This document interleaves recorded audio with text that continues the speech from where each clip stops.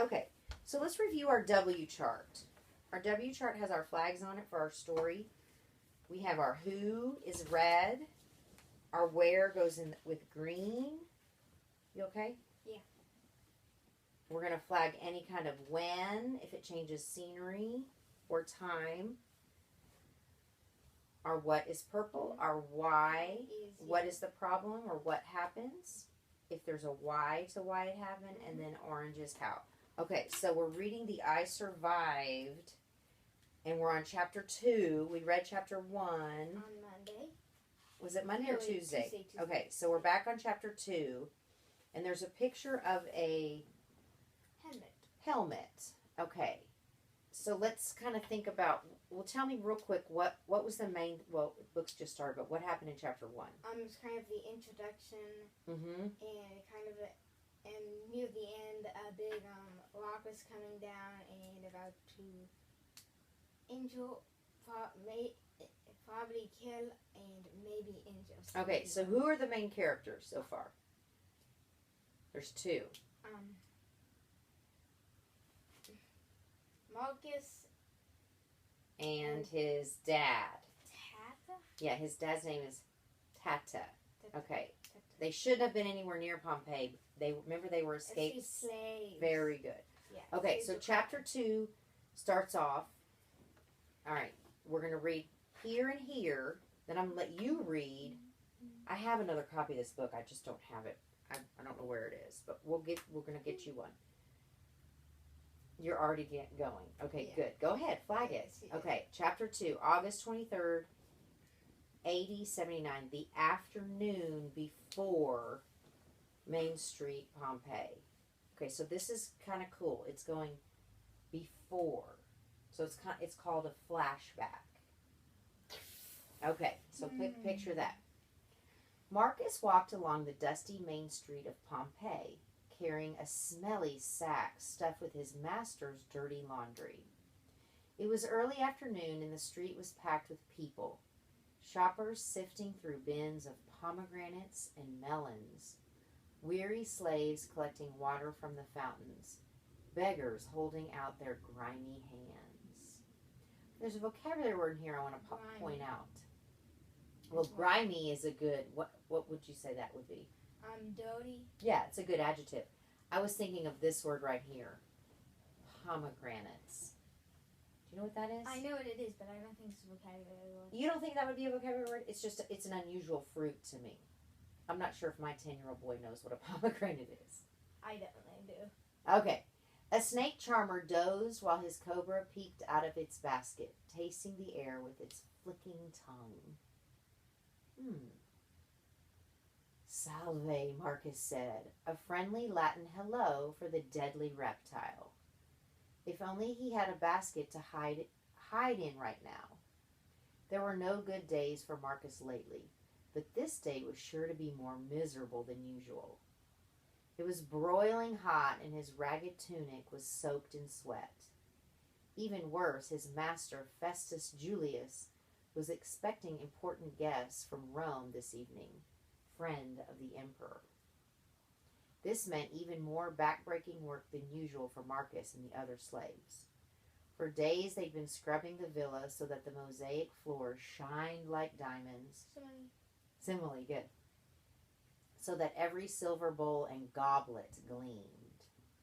Vocabulary? What do you think of goblet? Yeah. Do you know what that is? See, then I might remember. Okay, it's a big glass, like a big glass. Okay, and it's usually people put wine in it. The guests would arrive by chariot, men in flowing white togas, women in silk robes with painted red lips, jewels flashing from every finger.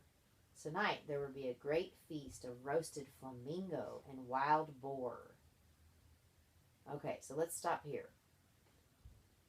We've got our setting. Okay, we talked about a couple vocabulary words. Do we have any what? What are they doing? He's doing the laundry. Okay, and preparing for what?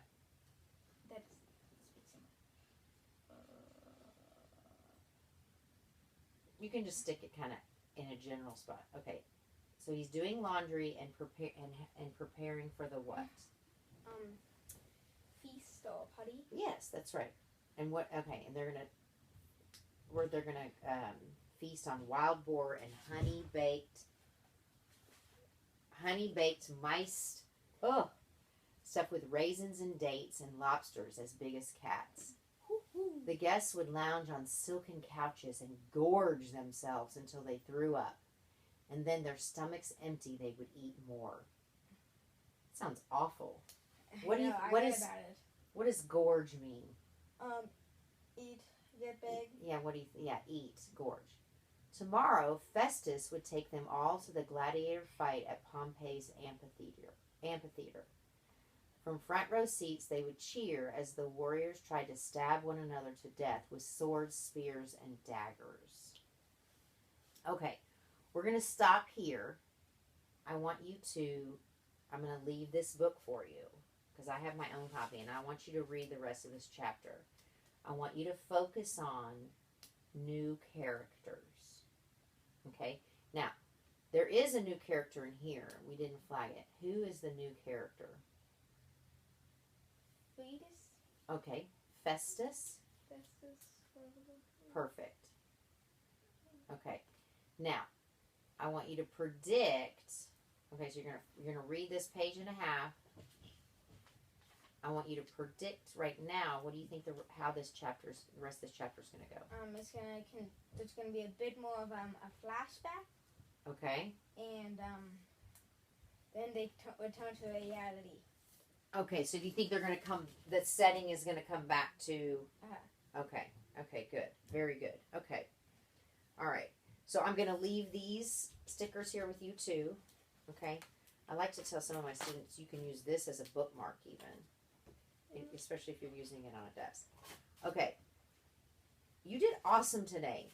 B-days are fast. They move fast. Yeah. We reviewed... the story. There's a few things I could do without, but this is what I look forward to. Okay, good. And we'll try to spend more time with the reading. We can cut out some of the handwriting. Yeah, I definitely agree with that. Okay, so let's quickly go over what we kind of reviewed. OI and OY. Wasn't that what we didn't say? No, that was AI and AY. I'm sorry. Okay, we read our story. We read the about going to Fort Worth, the stock show. You did great on that. Yeah, you increased in every spot. We worked on our spacing with our cursive, and if your cursive can improve and continue to improve, we'll kind of cut that out of this part. Okay. All right, you did awesome. Yes, thank you.